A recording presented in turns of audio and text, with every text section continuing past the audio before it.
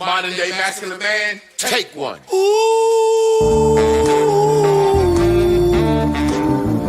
what makes a modern day masculine man? When you drink your liquor straight, a modern day masculine man. I pay all the bills, and I tells my woman the truth. Got my shit together, do what I wanna do, say what I wanna say. I won't bend, I won't break, you are not me, and I am not you. I kept it real, so now I can do what I wanna do.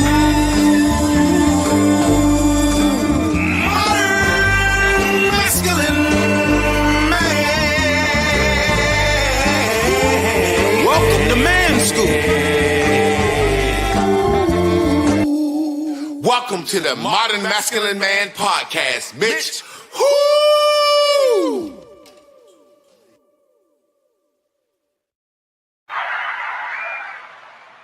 What up, fam? How y'all doing this Wednesday? I am here. I am waiting on my co-host, Miss Carla. She's getting some things finalized. I had to go ahead and go live because if you haven't gone live by 9:05, they will cancel your live. So I'm right here. I'm going to put this link up for Miss Carla to come on in. Boom, boom, boom. Boom, boom, boom. And if I don't see her in the next couple of minutes, I might have to call her. Maybe the link ain't working or something. You never know with these apps, but how y'all doing tonight? Before we get started, I want to say thank you to my sponsors, Spiritual House Sage, antimicrobial, antibacterial. It wards off all types of spirits and shit. I don't believe in that, but hey, they say that's what it does. Now we have our lovely co-host with the arms and the neck out, glousing, gleaming tonight. Of course. Get on into it. Got the illustrious, vivacious, tantalizing, hunk of feminine prostitute, Miss Carla Nicole. How you doing tonight, Miss Carla? I'm great, love. How are you? I'm excellent. Good. I was sitting back and I was thinking today, I was like, man, for some reason I felt like it's going to be such a dope show tonight. We're going to get a lot of good chops and clips out of it. You know, sometimes you know that you're going to do a good show. You know that y'all ain't sitting up here talking about no bullshit, but right. It was just some about today. So how has your week been going so far? Yeah, everything's been well, man. We're just still working on building, of course. Working on some things to where we can kind of have some more flowing things going on. I want to build this to where we're actually able to tour and do a lot of things. So I'm just in the background kind of working on some things. And, you know, like always, I'm always up to something.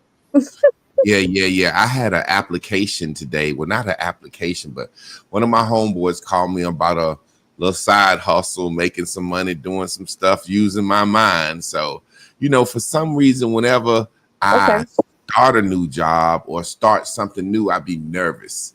Why?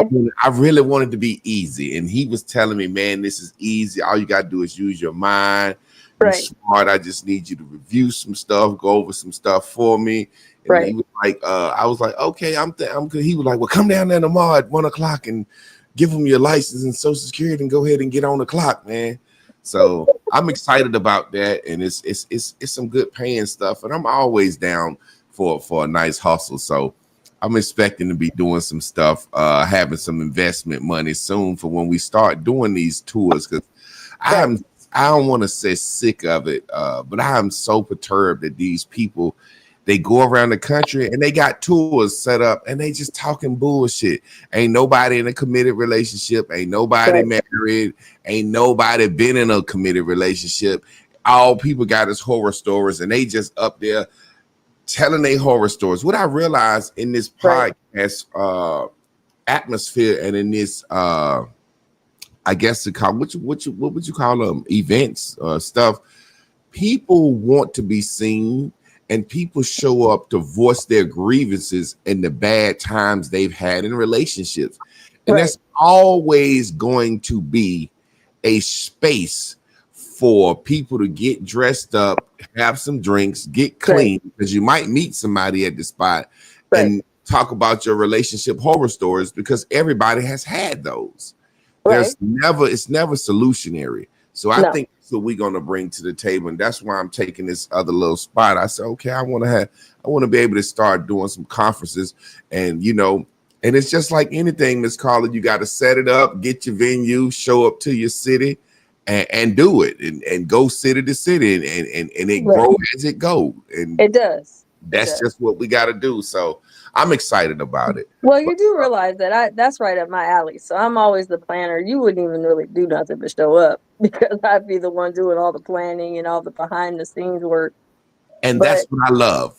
Yeah, that's usually what I'm on anyway, because what our topic tonight is going to discuss about is, a lot of times men, when they come into your life, whether they're your lover, your business partner, or both, or whatever they got going on with you, a lot of times men are just confused as to what your role is going to be in his life. And so for me, I want to make sure that whatever we're going to plan on doing, we're in sync, and we're making sure that everything's cool. But outside of that, I think I also wanted to say something to you that I don't think you're aware of, but you had mentioned how this opportunity that you're going to go into is teaching you about or they're wanting to use your mind, right?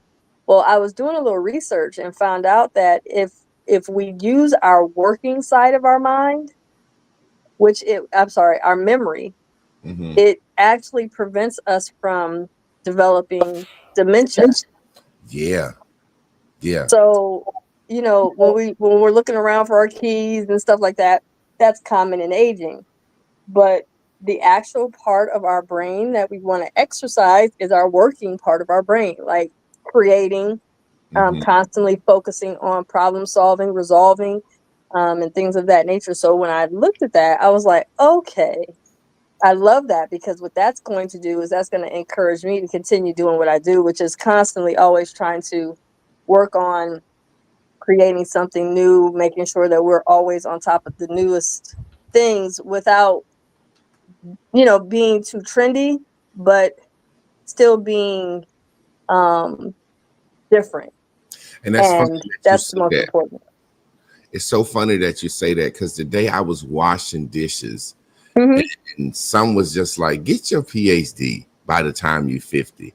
And I was like, man, I don't want to do no more school work. And then some was like, well, you be at your job at night, you don't do nothing.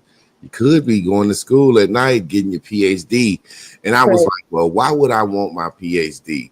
And I got to thinking about all these reasons, and something just said, just so you can call yourself Dr. Clark. Don't start.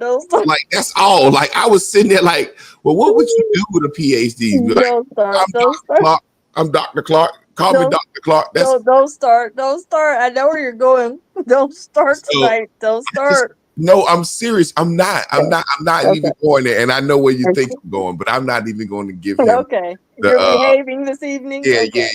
But I just want to be able to say Dr. Clark is just something that'll make me feel good about myself. And I know it's ego. It's just something to make me feel good about myself, that I did it in an accomplishment. So like you said, that working memory, in my Barry Bubbles, I had a whole 6-month series on metacognition and how the brain works with working memory, your initial memory, you know what I'm saying? Yes. So I had a whole 6-month series on that. So we have so much in the vault. I don't even know what happened, how we even merged, but we got so much in the vault, man. We're going to be all the work we put in is undeniable. We got a lot to do. It's like the curriculums are already developed. They're already here. Yeah. That's funny that you said something. I want to piggyback off what you had said about roles in people's life. I got a few homeboys that are really businessmen, like getting it. 50, 60 employees. You know what I mean? And it's funny because all of them, there's a woman behind everything, logistically. And I joke with them all the time, and it ain't no hanky panky going on. These are Right. legitimate business partners. Right, But right.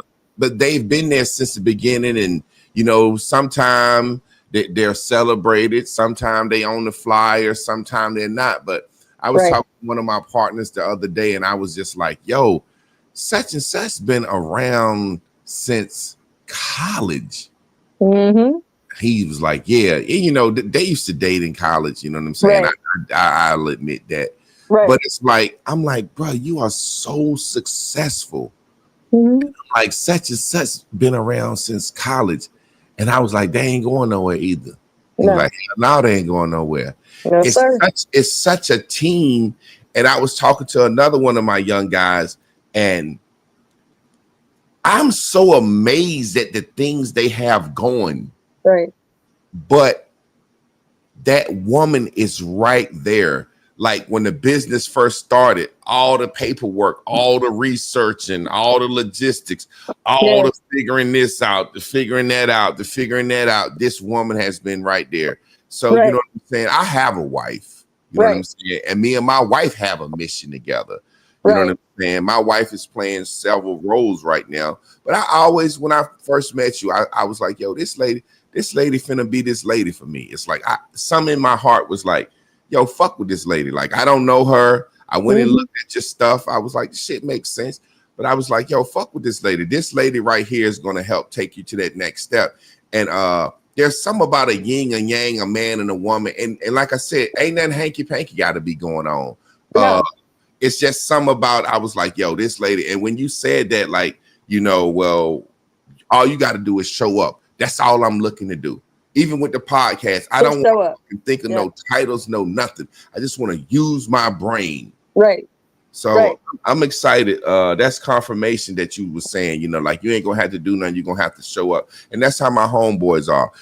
Anytime they have an event, everything is beautiful. Everything go down well. It's always beautifully catered in a nice venue and everything. And all they do is show up, and I be looking at them, and I be like, look at the old girl over there in the background handling shit. And they be like, hey, Jay. I be like, hey, it's so funny. So I'm excited about that situation. Well, and you have to remember too that if you are going to build anything, it comes down to economy. And I've been, an entrepreneur since damn near almost at least 10 years, at least. And I've created plays. I've done a lot of work. I got so much in the vault, man. I created an internet poetry radio show. Like, it was called Poetic Conversations. So Ranting and Raving Conversations just made sense for me because I was doing poetry, and then I was doing, all kinds of stuff. Live with Carla, Nicole show. I was doing it for 3 years, every Sunday, 12 noon, just doing it every single Sunday and going live. And so I just got a lot of content. So I'm like, well, at this point, let's build what we already have. And then with the content already here, all we now have to do is you already have your stuff. I have my stuff. We just need to merge it and make it happen. And then we got the Living Soul. We got a lot of stuff. And then, of course, these topics is coming up.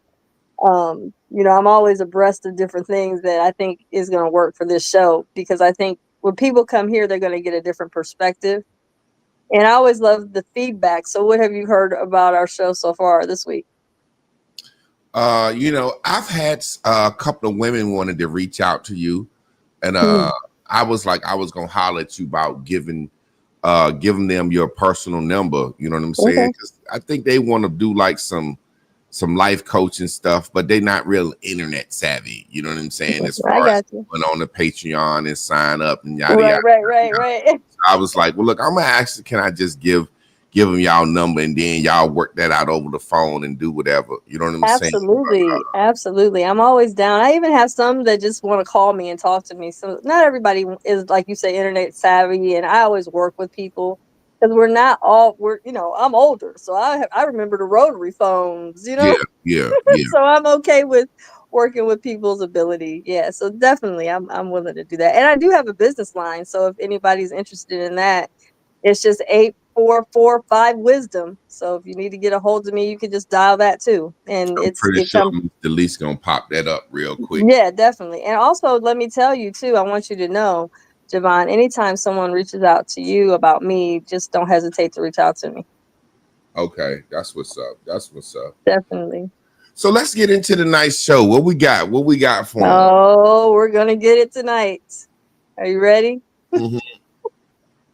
So, I got moved again because it has been trending a while about this conversation with women feeling a way about a man asking, so what are you bringing to the table?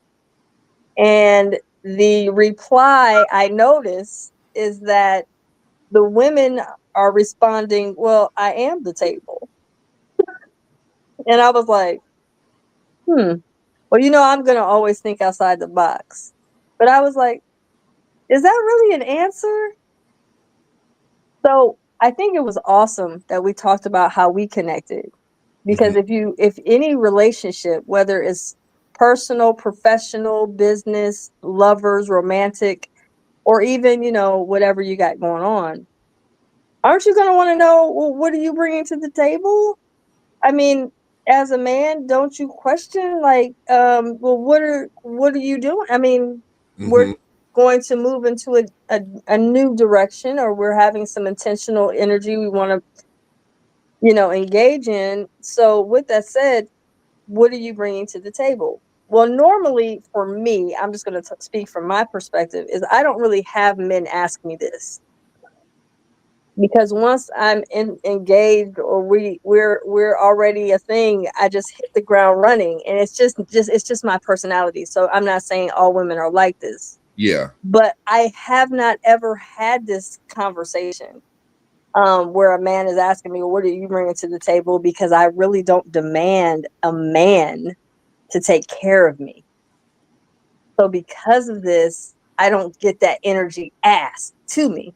Because for me, it comes down to merging lives, not expecting a man to take care of me and to do everything for me, and I just get to reap benefits. Yeah. So I don't really get this energy. But I wanted to talk about how women are answering this question, and I don't believe that they're answering to their best knowledge. They're just kind of thinking that this is cute, it's a flex, I can say this and get away with it, and men are just going to go with it. But I don't think they realize that this answer isn't really too good for them.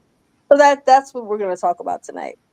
Well, it's funny that you say that, because I'm an English teacher, and table is a metaphor for the relationship, the situation. What do you bring to the table, to the relationship, to the partnership? What do you bring to the cookout, to the partnership, to the situation? What do you bring? There's a scripture in the Bible that says, how can the hand say to the eye, I'm better than you? Or how can the foot say to the mouth, I'm better than you? The mouth can say to the foot, well, you might take me around, but if I couldn't talk, we couldn't get nothing done. Or the foot can say to the mouth, you may eat, but if I don't want to move, you can't go get nothing to eat. So it's saying that all the parts of the body, is a symbol for the body of Christ, are equally needed. You see what I'm saying? Yes. So women, I think, say I am the table because they can't tangibly describe how they'll be beneficial other than some pussy. And me and my homeboy was jogging the other day, and we was just like, he was saying, why do women expect to get something in our sex? It's an equal exchange, my penis for her vagina. And I said, well, women have been taught historically that their pussy is enough because it's always been enough. There was a time where women couldn't work. So a woman's value was, oh, she got some nice hips, childbearing hips, nice body, nice ass. She looks good and she's appealing to me. I want her and I will take care of her. Yes. She have to bring anything to the table. But now bringing something to the table society has changed. You expect a woman to have a career. Back in the day, you expected to take care of a woman forever, but you expected to get a virgin that was going to stay at home all day and sew and shit. Now you expect to get a woman that's bringing something to the table. I think the reason that women just answer that question because, like you said, women that bring something to the table, the man know immediately. Like when I talked to you first day, I was like, oh yeah, I'm going to use the fuck out of her. That's perfect. That's perfect. You know what I'm saying? Yeah, of course. Like, you reached out to me because you were saying, I'm finna use the fuck out of this nigga. That's when you reached out to me. You're so funny. I love it. I mean, I'm just saying we have to be totally honest. Absolutely. Because people don't understand how many people reach out to me and say, you got a platform, this is my idea. And I'd be like, fuck out of here with that stupid shit. Like I wouldn't endorse that dumb shit. You know what I'm saying? Yes. But when you reached out to me, I was like, well, let me look at her stuff. I was like, oh, she talking shit like I'm talking. Shit makes sense.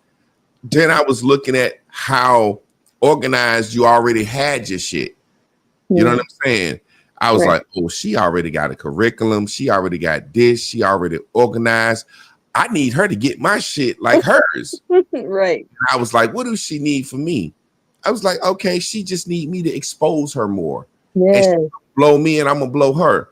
And I told my wife, I said, I think I met somebody that's kind of like a manager today. I don't know what to describe, how to call her, but I'm gonna fuck with her. You know what I'm saying? So we didn't have to have what we bring to the table discussion. No. Because we could see in each other already what we need from each other. Yes. So women that have that conversation and a man got to ask you what you bring to the table. Right. Because they ain't matriculated in a situation yet where they seen this woman move.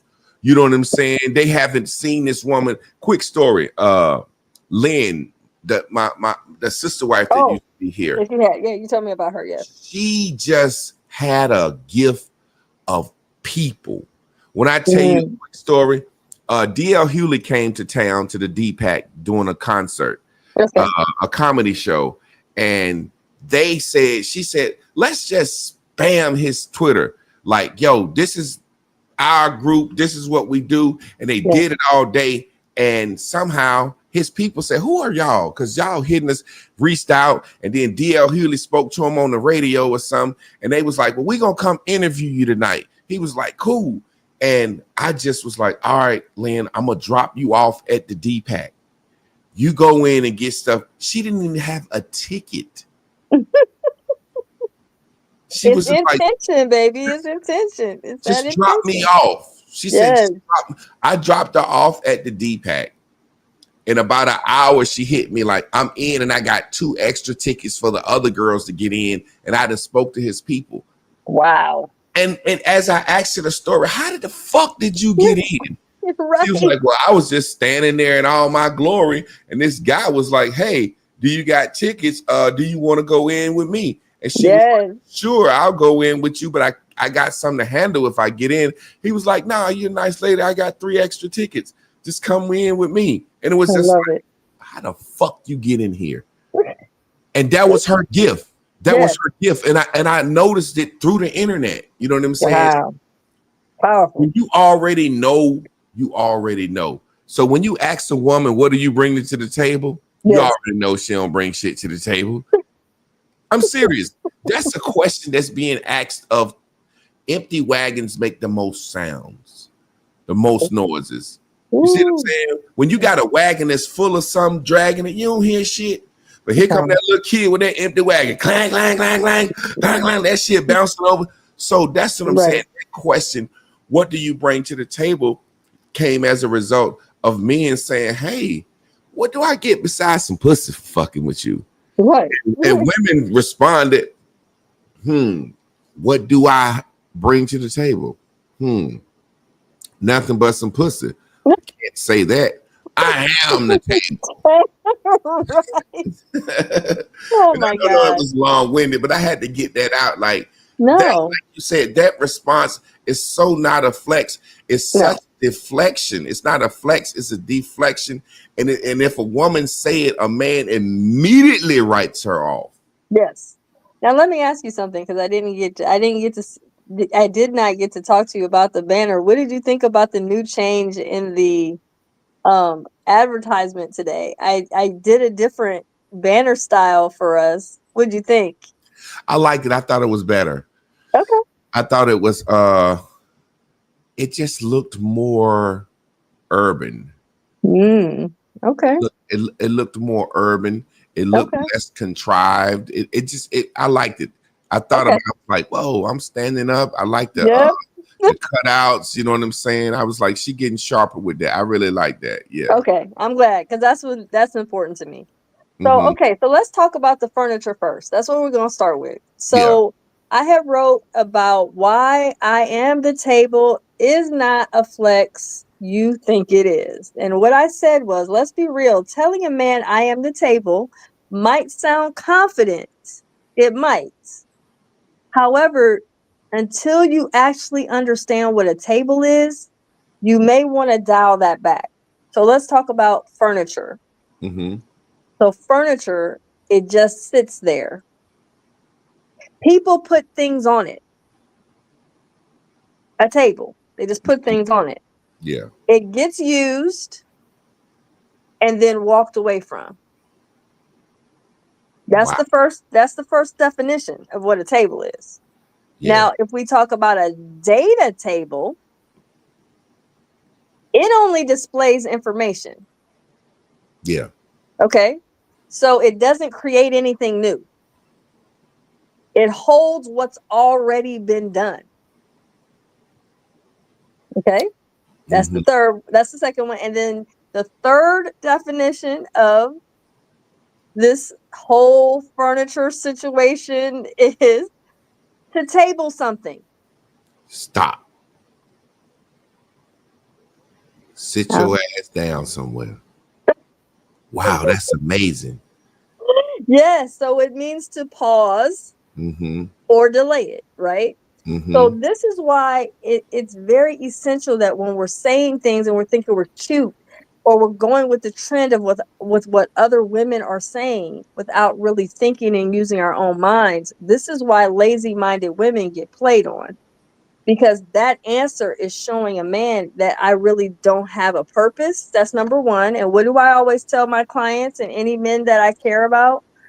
I said, listen, I don't have no issue with you interactive with a woman, but do not waste your energy or time or allow her to have any type of real relationship access to you if the woman is purposeless or she's not a realist. Two main things. And when a woman says she is the table, she's actually telling a man that I don't have an offering. I don't have anything to offer you, but you're getting all of what you need just by being with me.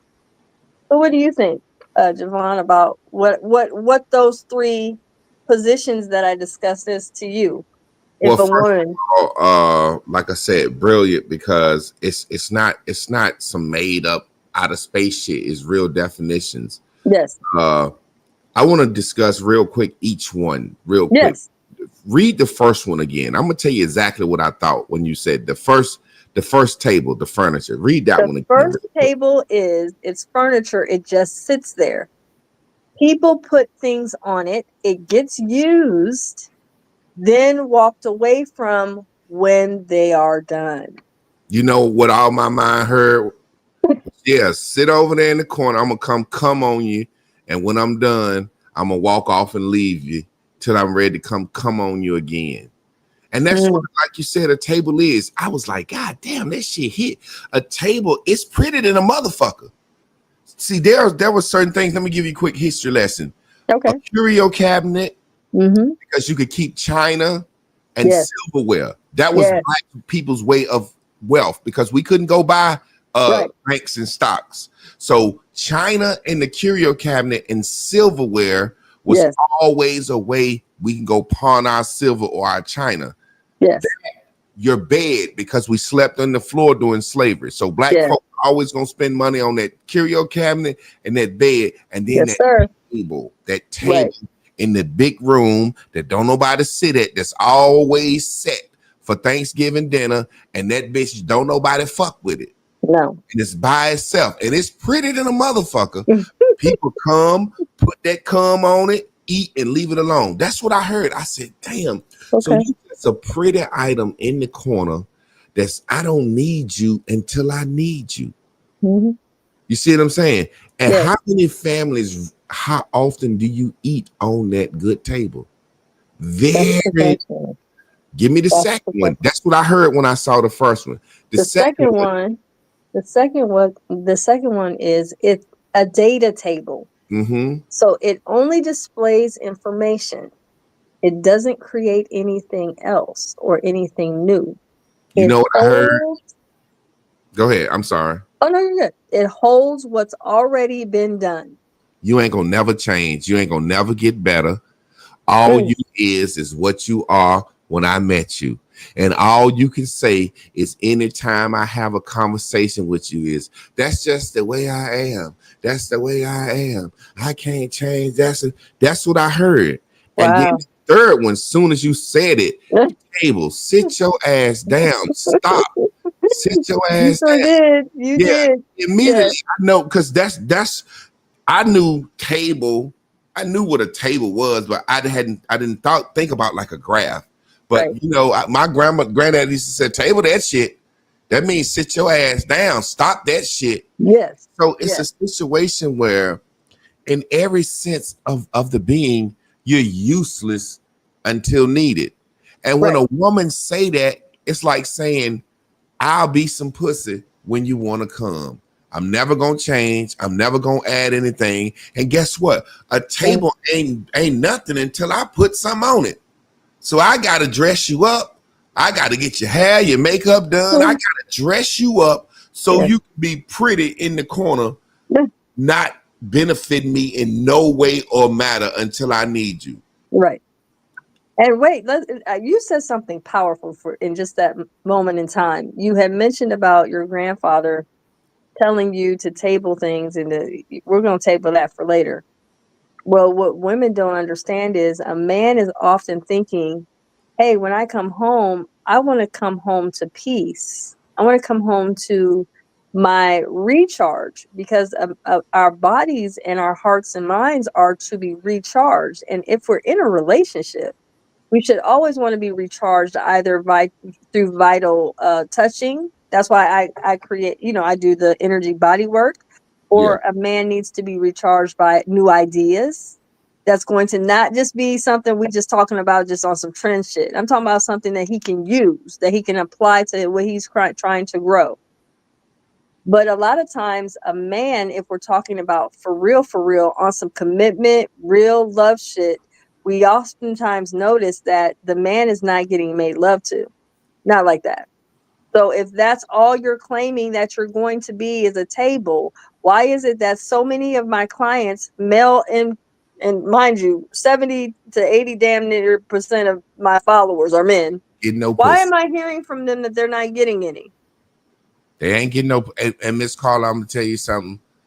I hear that shit at the barbershop everywhere I go. All men do, especially married men. Okay. So there's a saying, marriage ain't all it's cracked up to be. Right. I hear that so much. Exactly.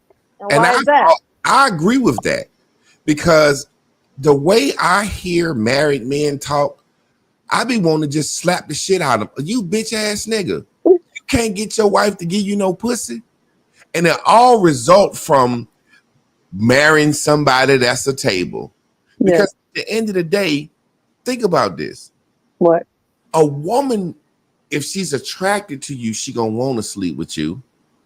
If she's not attracted to you and you handling business, taking care of her as a table, just putting shit on her, she gonna fuck you to keep getting what she need. How is you a man with a wife that you vowed to be infidelity, all that bullshit with? How is she not giving you no pussy? And that's what she's. And That's then what you. she's saying you better not get none from nobody else. What kind of weak motherfucking man are you? I don't know. I don't know, Javon. But Most it's married men are fucking weak like that to me. well, and if we're honest, that's what the woman, according to you, you just mentioned that most of these women are saying, I am the table. If we're honest, that's what the campaign is, right? You're getting something, which if at the very least, I should be getting intimacy from you. Yeah. That's what you're saying in this comment, that you are the table. He has everything he needs from you. So Mm-hmm. that man should be able to get water watered like a plant. You should be watering him all the time. And I'm finding that that's not the case. And when a man is saying what you bring to the table, women Mm. don't even really realize this man is saying what are the intangible things. So, say for example, like you said, getting watered. A woman don't realize that God birthed her onto this earth with everything she already need to be a woman and a wife and a mate to a man. Mm. You see what I'm saying? If you look at the creation story, Adam was already here, naming the animals, running shit. Mm. All Eve had to do was be able to help. What is help when you really think about it? So when a woman is asked what she brings to the table, you know what she should say? Number one, What? I'm your peace. You can talk to me. I'm going to listen. I'm going to encourage you. I'm never going to disrespect you. I'm going to give you a hot meal. I'm going to fuck you good when you need it. And I'm going to rub your back and hold you anytime you need it. And that's all a motherfucking man won't. But most women know good and goddamn well that they ain't and can't do that. There's When it even boils more. down, when it boils down to it, most women don't have the emotional capacity because women use emotions as a way to escape shit. I cry when I need to escape. Hmm. I get angry when I need to escape. Right. Most women ain't got the emotional capacity and brain is too lazy to sit down and listen to a man say, hey, baby, my motherfucking job is on my ass and we got a new supervisor and he making shit hard for me. And you know, I've Right. been wanting to change careers anyway. We might go through a little something for such and such. What do you think? That bitch won't even listening. All she heard was, is this motherfucker finna quit his job? Am I going? Most women don't even understand or have the capacity. Mm. So I'm when gonna when we go say ahead. what you bring to the table, I promise to God, we are not talking about fucking money because we know we expected to handle that. Well, you ready? Women are supposed to protect a man. Mm-hmm. So what I mean by that is it's oftentimes not discussed. Men don't really bring up protection because they don't really think about it as a woman being their peripheral vision. I say all the time that it's very important for a man to have a woman to look behind you, around you, and in areas that you can't see. She should be meditating and hearing the conversations of other females that maybe are preying on you, not praying for you. So what I mean by preying on you is if you're a handsome, brilliant minded, successful man, you are at high risk for being preyed upon. And it could be spiritually, they could be preying on you for all kinds of reasons. So it's vitally important that a woman is also a man's protection, but it's not talked about.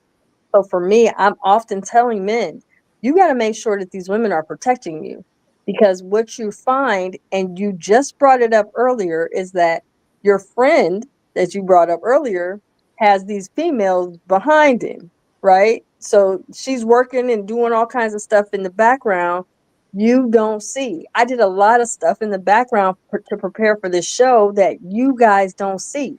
Mm-hmm. So what people don't know is it's not just this show I create and make sure it's flowing well. I make sure you and Trav are good. I make sure you and Chris are good. I make sure me and you are good.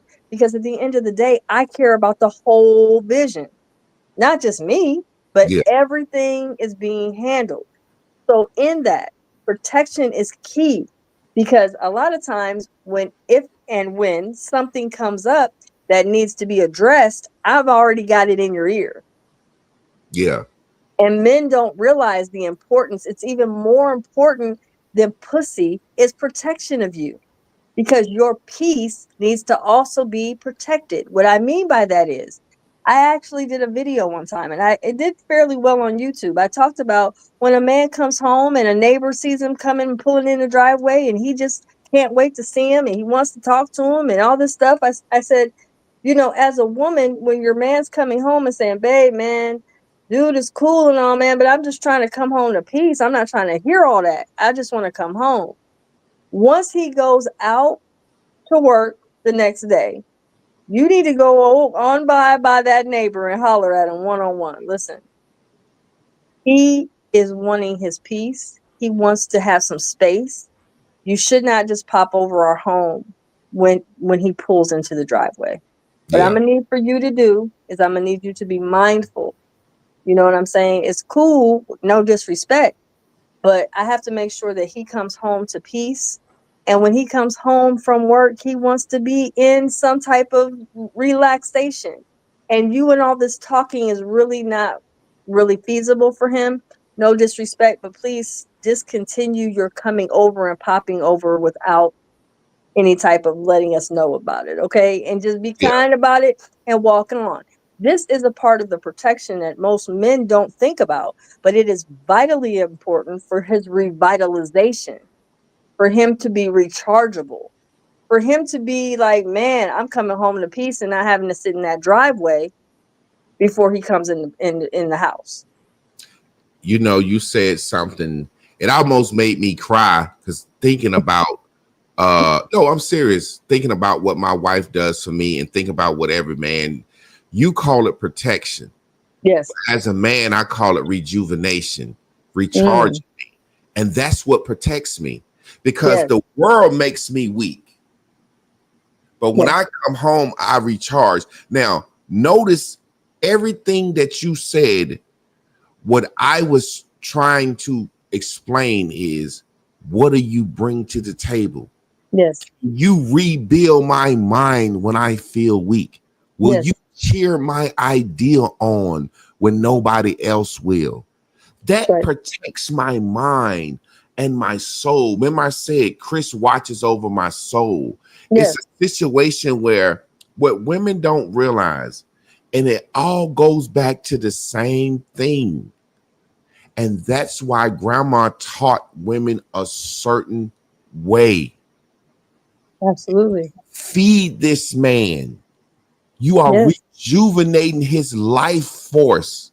Yes, absolutely. When you massage this man, you are getting his muscles and aches and for him to go back to work tomorrow. If your body is available for this man to relieve himself on, really giving this man. And that's why I got the song. And people think, and I'm joking, but I'm serious.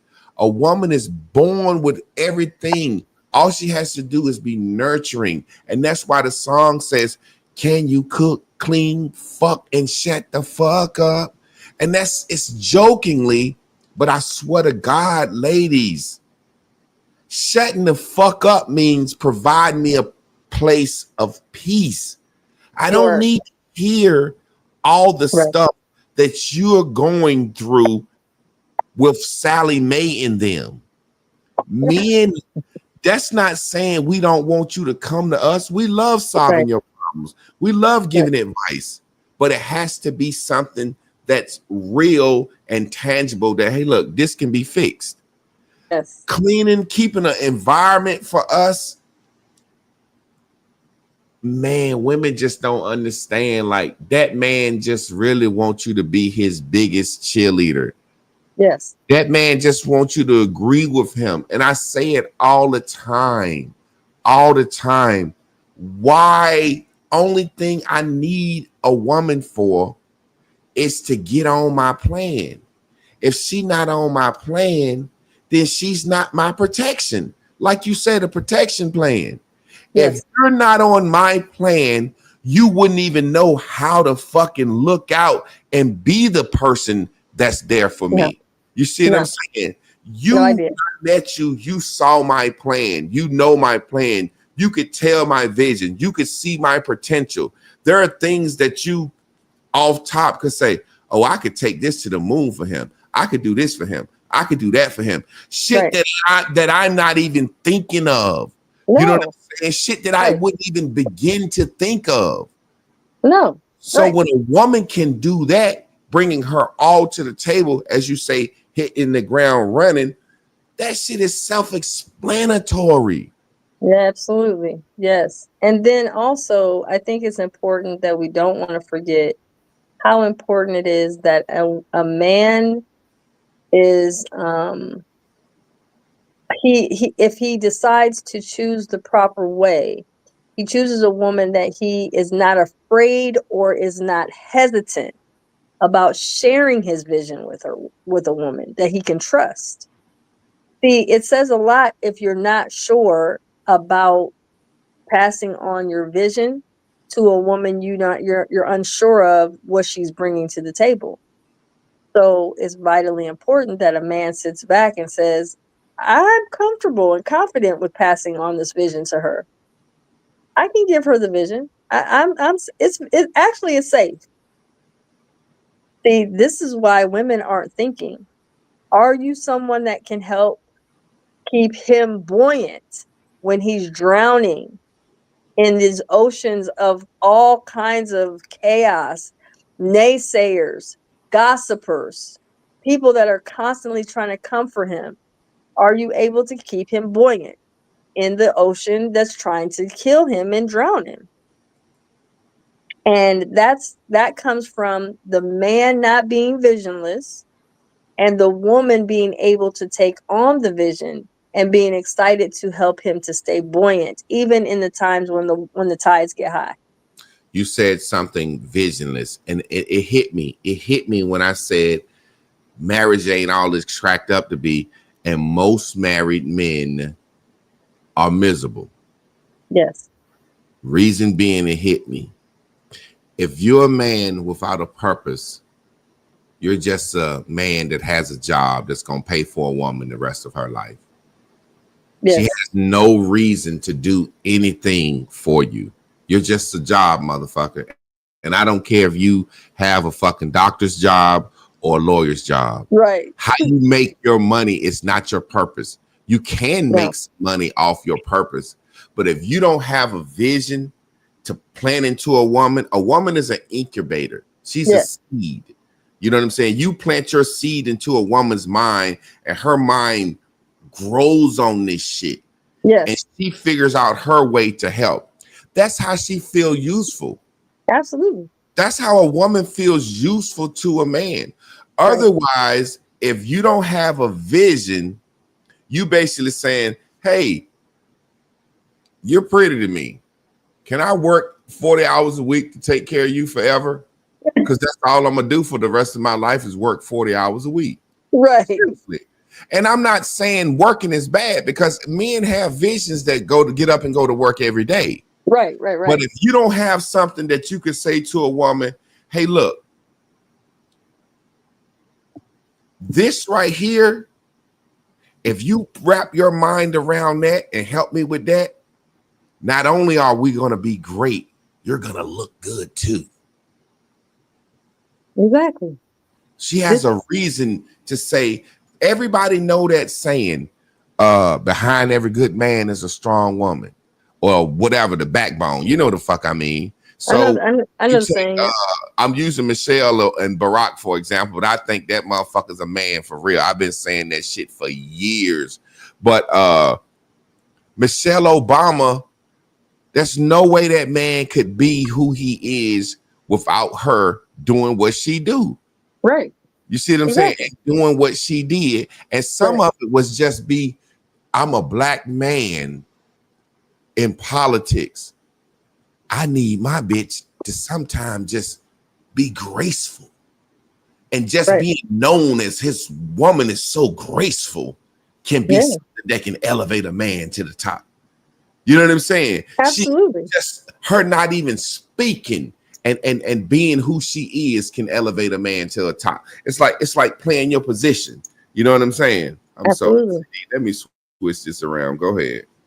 So I also wanted to bring up how important, I know with my mom, My mom was the one that kind of taught me a lot about how to love my father. And I think I mentioned that to you Yeah. early on. But outside of that, I do remember my father telling me that when he was really sick, this is when they first started dating. My mom took off work and came and basically went to his home and took care of him to where he, restored his health. And she was incentivized by my grandmother. Yeah. So what's deep to me is my mother taught me how to love my father, but my mother also showed me through her own example of my grandmother on how she taught her to love a man. Problem and truth of the matter is a lot of times, and I don't know if you've seen recently where Shaquille O'Neal's ex-wife has mentioned that after 20 years of marriage and we'll just say several children, she's looking back at it and says, you know what? I don't think I really loved him. Of course she ain't love Shaq. Who wants a 7-foot motherfucker? Well, I have an issue with this. I'm Yeah. like, you mean to tell me, let me get this straight. You mean to tell me you went 20 plus years, you had up teen amount of children, you spent all that time and all his effort and time and energy, and you mean to tell me you never had a love for this man after all that time? You know Absolutely. what? You know what? I had an issue with it because I'm like, I had the opportunity to do the same thing. Mm-hmm. Remember, I told you last time we talked, I could have told my ex-boyfriend at the time, yeah, everything's great, and I'll go with your vision, knowing I didn't align with it and all of that stuff. I could have done the same thing, she did. And I'm like, that's unacceptable. Because the truth of the matter is, it isn't about Shaq. It's about you. You didn't love you properly. You Mm-hmm. had low love deficiency. And when you have low self love deficiency, a lot of times women don't know how to love. So they're not eager to go and care about a man even through his flaws, his mistakes, his affairs, his stuff, because love should be at a constant. It doesn't go based upon his behavior or what you disagree with or how you feel. Because we'll never, as women, love any man if we don't know that it's not based upon conditions. It's based upon consistency of Mm-hmm. your self-loving of you. I can't love any man properly if I don't love me. I can't be kind or encouraging to any man if I'm not kind and encouraging to myself. So what good am I as a wife to look back and how insulting is that? You told this man of all those years, you had all his babies, and you Mm-hmm. sat in his face, or not in his face, but on social media or wherever you were, and you told the universe out of your mouth that you never loved him? Really? You know what's so funny about that? I laugh at that because it's so obvious. It's so obvious when a woman prey upon a man. See, that's what people don't realize. These men are being preyed upon. What did I say earlier? That's what people don't realize. Yes. Women know that they have a certain je ne sais quoi over men. It's a certain thing that women know. Yes. These women prey on athletes. These women Of go to course. certain places to be there. Yes. Now, let's be real. Okay. Who wants a big 7'3" tall motherfucker? What if Shaq didn't play basketball? What if he didn't have any money? That motherfucker would never get a woman. Who wants a 7 feet motherfucker? Now, let me I don't break this know. down to you. Okay. Shaq was talking to his sons. Mm-hmm. Talking to his son. One of his sons is about to try out for the Sacramento Kings. Okay. Shaq said, listen, are you ready for this? He said, because basketball is not a purpose. Shaq said this. Mm. He said, do you see how many birthdays, Christmases, and how my life was and ruined behind this game? His son said, yeah. Shaq said, do you realize I understand my purpose now? He said, I have businesses that you can run. You don't need the NBA. His son said, I still want to try out. Shaq said, well, all right. Now, I said all that to say, people think playing a professional sport or making a lot of money is a purpose. It's not a purpose. That's a career. Yes. That's a career. Yes. That woman preyed on Shaq, had them babies, got her money, and then went out and told the world, I'm a black widow spider. Very disrespectful. Yes. Very disrespectful. Absolutely. It was. Deep down in his heart, what motherfucker that can't walk in a regular building without bending down don't know if I didn't play basketball, I wouldn't have got this goddamn woman. Or I wouldn't have got no woman. If he didn't play basketball, not only wouldn't he got no bitches, he would have been laughed at because people would have said, what? Nigga, you tall for nothing. I know tall men who are the butt of every fucking joke. Yes. Looked at as a joke. There was a guy that walked into the barbershop one time, about 6'9". This guy was built like a fucking god, you know. Oh wow. You could see this nigga's arms, chest, back, and everything. He walked in the barbershop, 6'9", built like a god, with a UPS brown shirt on and the brown shorts.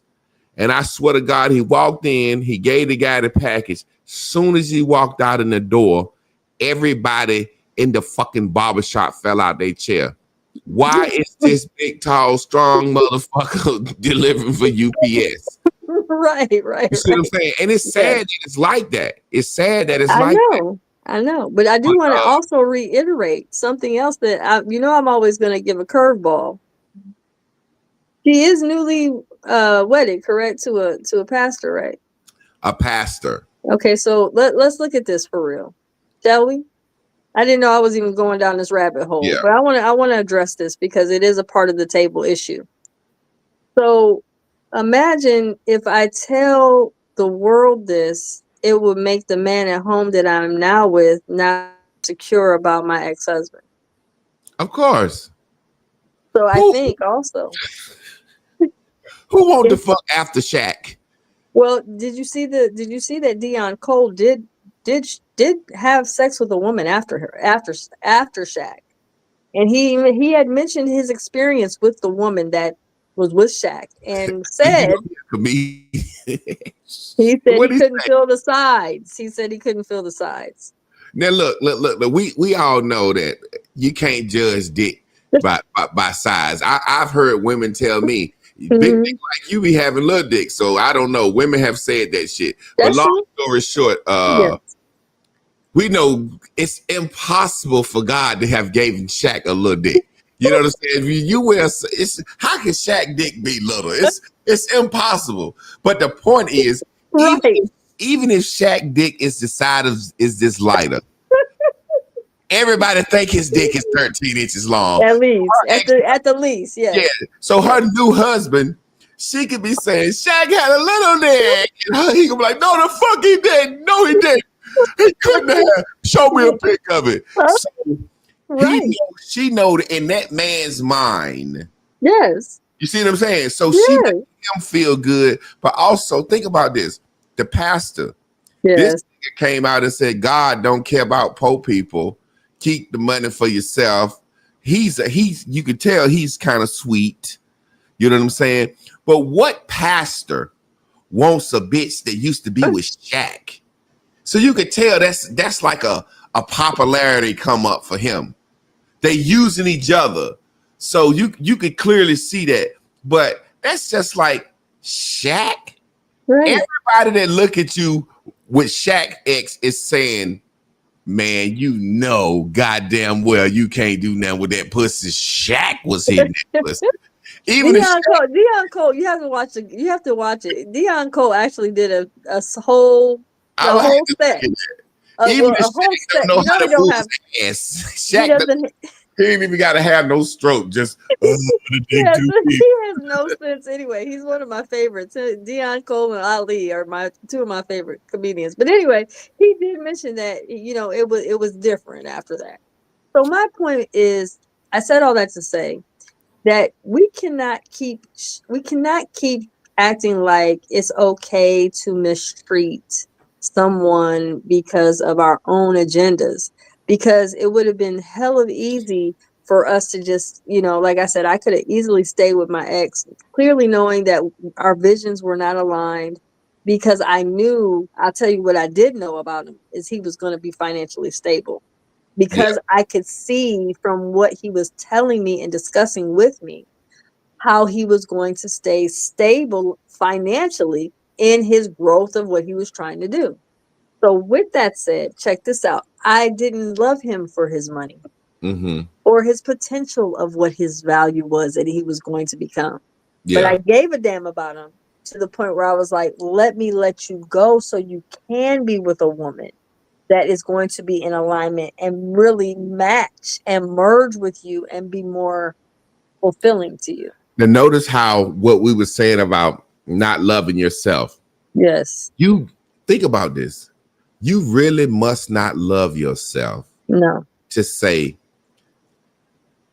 I'm not aligned with this man, but guess what? I'm gonna be with him just because he gonna be financially stable. You really have to have. That's like if a woman came to me Mm-hmm. and said,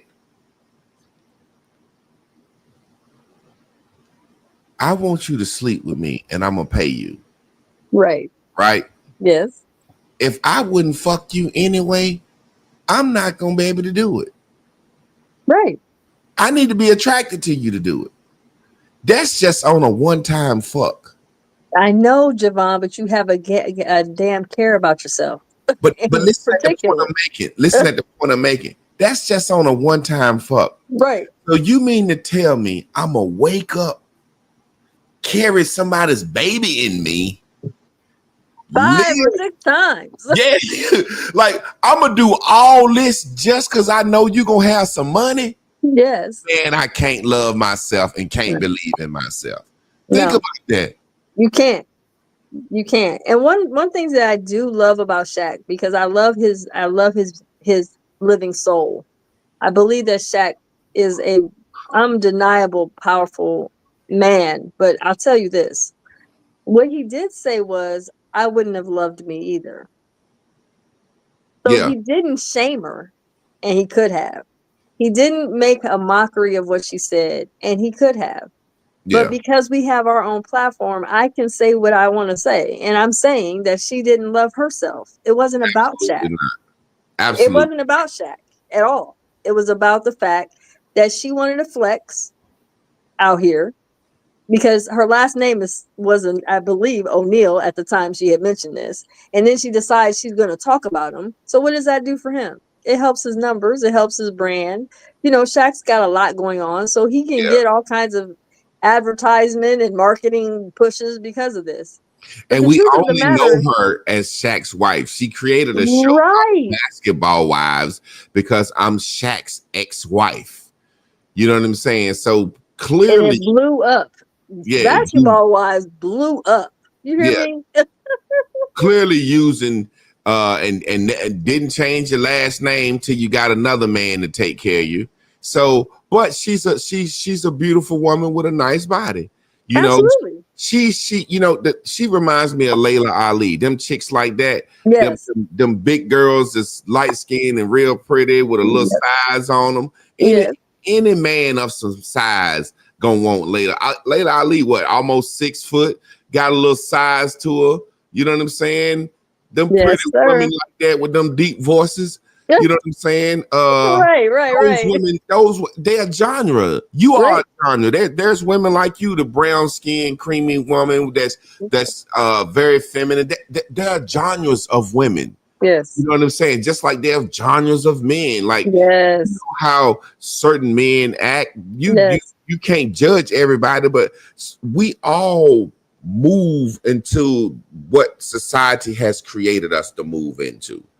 You see what I'm Absolutely. saying? Your Yes. mom can look at you as a little girl and tell you, girl, be dainty, be a flower girl. You know what I'm saying? And feminine, yes. Yeah. And some women look at their child and say, you gonna have to work hard. Don't trust no man and don't rely on no man. You could tell, you could see, you know what I'm saying? So it's a situation where it's so sad, because when it's all said and done, it's like a man will fall victim for that table. Yes. Yeah, it's just like grandma and them will fall victim for that table. Grandma and them will go out and spend all they goddamn money on that mahogany wooden table, and then tell the family, you better not go in there fucking with that shit. Don't go in there fucking with that table. You can't even go in the dining room. No, you cannot. Absolutely not. I don't even think And we ate then on it. It covered up. Pretty. We had TV trays to eat on, but the table got pretty little dainty things on it, china and all that. But the actual table we ate on was the TV trays. It never gets used. It never gets used. That table never get used. And it's like we can have so many family memories in it. And it's really a separation tool too, because I don't care how many people you got in the family, only a certain few people gonna get to sit at that motherfucking table anyway. You better know it. So you kind of know that, hey, your Uncle Buck in there at the table because that motherfucker paid for everything. But you know, it's 3 sisters that don't get to sit at the table. Why the hell I don't get to sit? And you got an uncle that don't get to sit at the table. Right. Yes. My grandmother would tell like, I know one of my homeless family members was one of her cousins. She'd say, you can't come in here. It's gonna be funny. I know. Who will say that again? It's gonna be funny because I know it. I can hear you. Old women, they ain't gonna, you can't come in here homeless thinking like that. Sitting on my goddamn furniture. Oh no, she had a sack. She had a lunch bag for her, and she would have to take the bag and leave. She was not allowed to come in the house, but she never told her she couldn't eat. She always fed her. Yeah. But she would say, but she told her, no, you're not sitting here and staying. So she had her boundaries up. That's a side note. Just a side note. Since you said that, grandmas was gonna tell you the truth and shame you for what you did, but they was always gonna show you love. They'll tell you, you can't come in here, but I'm gonna feed you. I give you a little money, or you might have a grandma that tell you, you can live here and you can bring your children here, but you're gonna get your shit together, and she gonna be on your ass every day. You can put in the application, I ain't raising these goddamn kids, I done raised mine, but she would give of herself. And what I realized, that's why a lot of those older relationships could last longer, because let's just be real. Like, it won't like back in the day, certain situations, these men were providing so much. Well, we could be like, I'm ready to use this motherfucker. I'm looking to use a nigga that on mule all day. He don't make but $2 an hour. She can eat that at her daddy's house. You know what I'm saying? She get turnips and beans at her daddy's house. Her daddy ain't gonna put her out. Right, but that's what I'm saying. But it was a way that my grandmother really, I believe, she molded and shaped my mother to learn about loving. And she was big about teaching my mom the importance of having genuine care. And so because of it, it really helped to really mold and shape me into the same thinking. So I don't have a strong man hate that a lot of females have. I just don't. And I'm trying to get women to get more aware of the fact that you are simmering in man hate. Anytime anybody, like, even I love Riva TV. There's different women out here that are doing what we do, and we're constantly trying to bring awareness to the minds so we can stop getting so caught up in, well, I'm not, or she's a pick me and this and that. It's like, no, it's not about a pick me. It's about understanding that there's a way to which you will receive love when you begin loving you. Check this out. Trey Proof said, I understand nowadays, but in years past, I was emotionally distraught, untaught, and messed up. I'm going to put the link up real quick. I would want her to come on and say something real quick, because I think I can understand where she's coming from.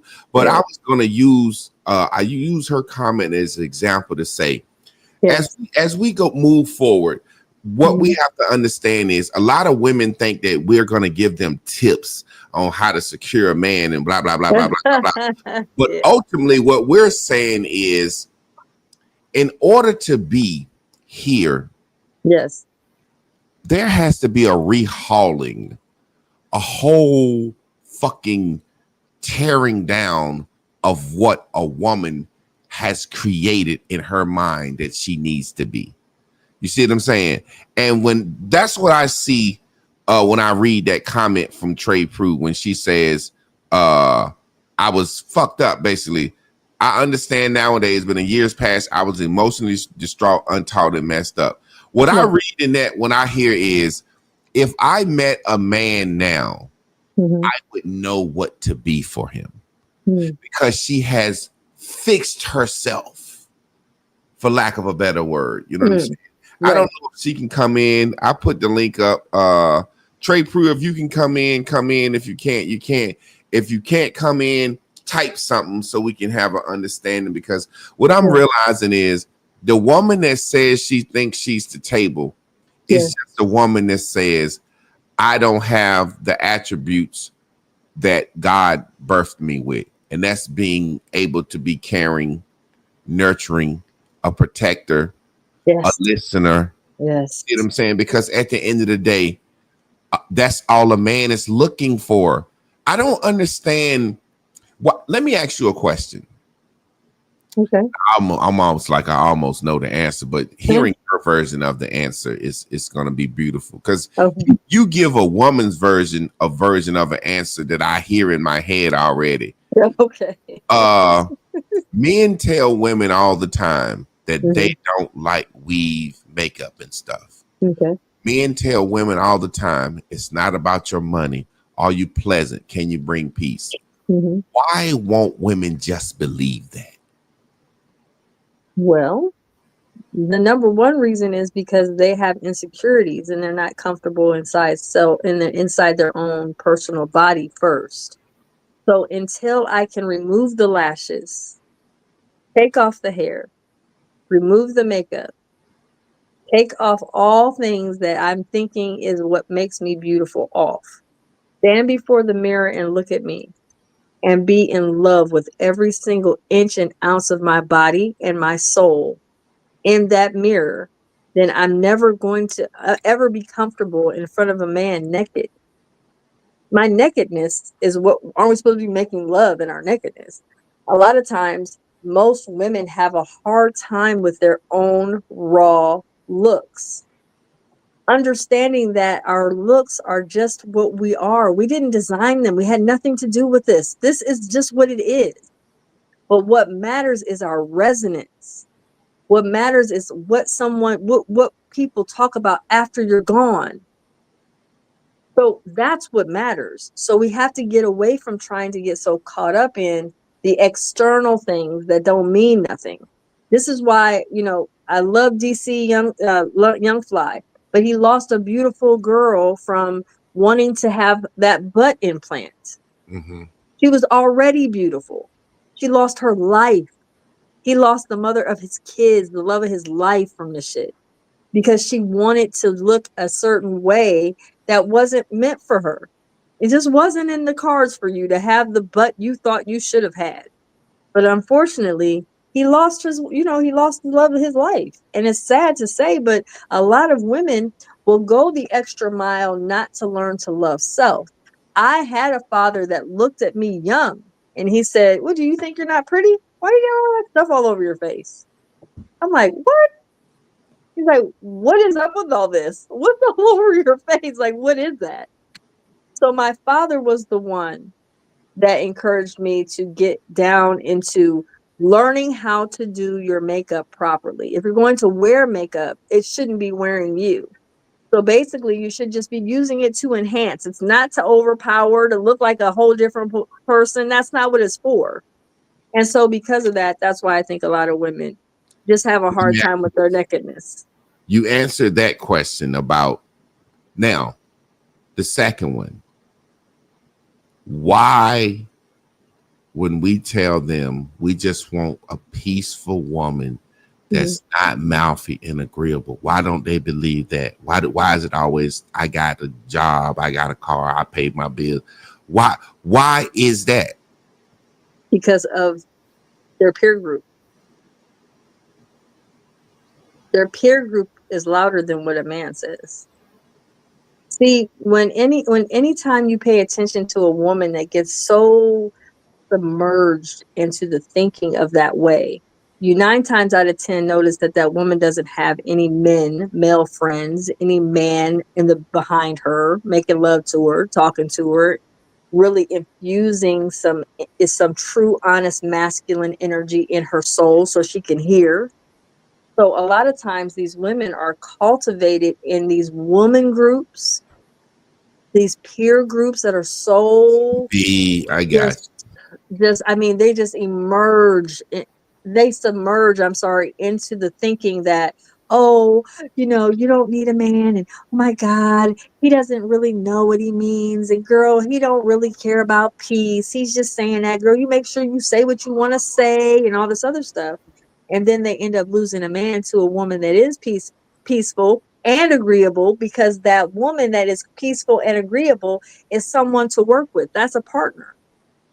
It's funny because I wanted to hear you say it, but and I always say, and I agree with everything you said, but it's like I always take something and I turn it to a bottom line statement. Your mic is muted. I turn it to a bottom line statement. Okay, yeah, she must know her mic is muted. My son is getting wild up there with his game, so I didn't know if you could hear him or not. Okay. Yeah, it's like a bottom line statement. It's just like, I can't offer you that. I don't have the ability to offer you a stripped down woman because like you said, I lack the self-esteem. I don't have the ability to offer you peace. I'm not peaceful. I'm chaotic. No. I love dysfunction. It's like asking a man to provide a certain level of protection. I was talking to brother last night, and he was explaining everything about his life and his baby mama situation. And I said, hey man, listen, all I'm hearing is a man saying, I just don't want to commit to my responsibilities, man. I can't do it. I said, bro, everything you saying sound good to the average world. Right. But it sounds like you just saying, I don't want to commit. It's like the difference in buying a house and an apartment. There's no right or wrong way. No. The person that buys the house says, I'm making a commitment to this for 30 years. I'm making a commitment to this for 30 years. Right. And my life is tied to this. Yes. The person that buys an apartment says, you know what? That rents an apartment say, I don't want that commitment. I don't want to have to manage their upkeep or the roof or the AC unit. I like the fact that I can call somebody that come over, and it's no right or wrong. No, it's no not. Right or wrong. But in a certain situation where there's a commitment involved, I find, and I used to say this about my wife, and she'll attest to this. Women like to know kind of upfront what I got to do. You know what I'm saying? You know what I mean? Like, what is my role? What I got to do? When are you asking from me?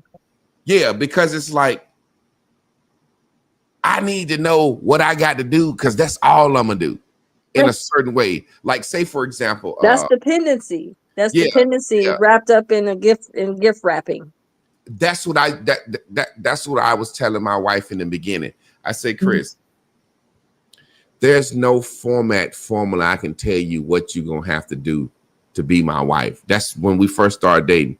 Right. I said, you're gonna have to commit to adjusting, matriculating, moving, going with the flow, with the currency of our relationship. You're gonna have to evolve. Yes, sir. But it's like she wanted to know, what do I have to do? Tell me what I got to do on this list so I can know what I have to do to keep you satisfied and keep my husband. Right. You know what I'm saying? And I was like, Chris, there's no list. Same way there's no list for me. There's no thing that I can say, now, Tim, as a man, I'm gonna do this. As long as I do this, you should be satisfied. Right. It's like avoiding a mistake, avoiding to have to adjust, avoiding to have to reinvent yourself. Right. It's like I joke all the time. The joke I had with her when I was giving her the description of what I'm explaining was, if she cooked some for me, say she cooked some chicken, and I say, I ain't like that. Don't season good. What a woman gonna say? Well, I'll never cook chicken ever again for you. Yes. Because she would rather say, I never cook chicken ever again. Right. For you. I'll never fail again. So I'll never fail again. So I'll never have to test this recipe. So I'll never have to, man, you think, man, comment on that right there. It's that whole, and that's what a woman that's a table would say in the beginning. You know what I'm saying? Well, if we go right back to what I brought up earlier this evening, we talked about the working memory. Remember, I said a lot of women they love wanting to be in a relationship because they love lazying their mind. They don't want to have to think. And so that also means I don't want to have to trial and error either to keep you happy. Yeah. So for instance, it's easy. I'm not no chef at all by any means, but if my partner shows me some unique ways to make things, I'll try to perfect it and add some things. I know that it's important for me to always make sure that if you are in my presence or we are doing something or are going somewhere, he's very big about what his health is. So I'm mindful of that. So in that, I have to make sure, okay, let me make sure I have certain things in the ingredients because I know he's into oregano and he's into the parsley and all this different stuff. And he's into juicing. So all of that stuff I learned, but I also didn't just learn it. I also studied it because for learning me, my man while I was earning my man. Right. And a lot of people don't understand. I actually have it in my Patreon called to know him is to, I'm sorry. I know him and I know me, so that I understand of myself. The importance of learning to study myself also helps me to study a man. See, it comes down to love is not just all about the romance. Love is also studying. The hard part is I got to now get all these ingredients. I don't even know what I'm doing. That means I got to go and chop up stuff. I don't know if I'm chopping this right, and be okay with his actual critique. Can I take it without getting offended? Can I listen to it and be like, oh, so I shouldn't chop it that way. I should chop it this way. So how do you chop it? And be willing to learn. Yeah, it's like you said. I'm sorry. Go ahead. I mean, if we're not willing to learn, how are we going to evolve into the sacredness, into the secret, into the thinking together? How can we think? Palatable. I'm about to have to get out of here, but I want to comment on what you just said. Okay. Like Betty Wright said, I was learning my man while I was earning my man. Yeah. I don't want people to think certain things. When I met my wife, our purposes aligned and I was attracted to her. From there, the thing that made me know that I could be with her, she was palatable. Yes. She was always willing to listen and try to understand where I was coming from.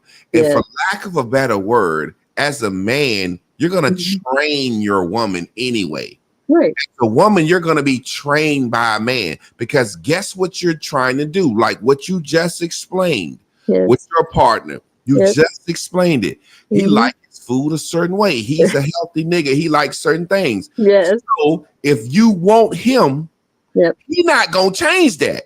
No. He not going to change that. He not going to say, well, since you can't cook, I eat pork rinds and rice and shit. You see what I'm saying? So no, you have to be the one to adjust. Right. Exactly. And then on vice versa. Yes. There's things he like about you that you like. Now look, I don't like no motherfucker doing that. Right. And if that's my deal breaker, right, he has to adjust. Right. But what people don't understand is People want to come to a situation as the table already set, like I am, set in my ways, holding the same information, not want to change. You know what I'm saying? And it's was such an amazing. Let me read what Trey Prue said. I do look forward to applying what I've learned of myself to a friendship with a man again one day. I'm excited to display my contentment and self-confidence for my own peace first. In other words, I can do more listening, give more attention versus giving that unstable, emotionally distraught behavior. I'm over it. I need us both to have the peace. So the question is, what can I do? I'll ask more questions and I'll do more observing for his sake, because I'll be continuing to work on the maintenance. That's the thing. The will. Yes. The willingness. Yes. It's like literally saying, you know what? I'm going to stop being a little girl having a fucking tantrum in every situation.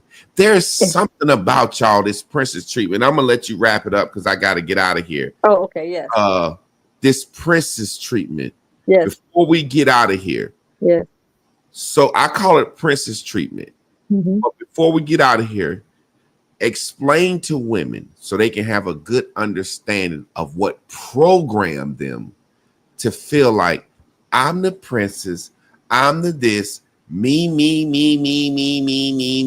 So if they understand that programming, they can start to understand how to deprogram themselves. Break that down before we get out of here. Okay, so I'm going to make this quick. So it's very important that women understand that they have egos, and a lot of times their egos are inflated.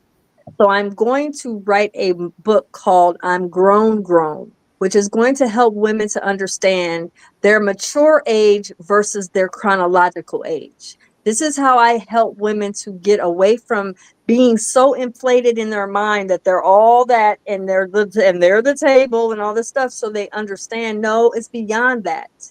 You have to stop being so inflated in your ego that you think that you're more than you are. Come down a little bit and look at you for you and understand, just because you've been on the planet for 50 some years doesn't mean you are mature enough to be even 11 years old in your thinking. Because just like you mentioned earlier, the little girl thinking, the pouting, the getting all, in your feelings over things comes from the fact that you have an issue with taking accountability. So any woman that really wants to learn about this, please definitely reach out to me, 844-5-WISDOM. You can extension 0, you can call me. But outside of that, I want men to also know that if you want a female, you don't always base it on how pretty she is, how stacked she is, how well she can talk, because that doesn't mean she's mature. It just means that she's chronologically been on the planet for this long.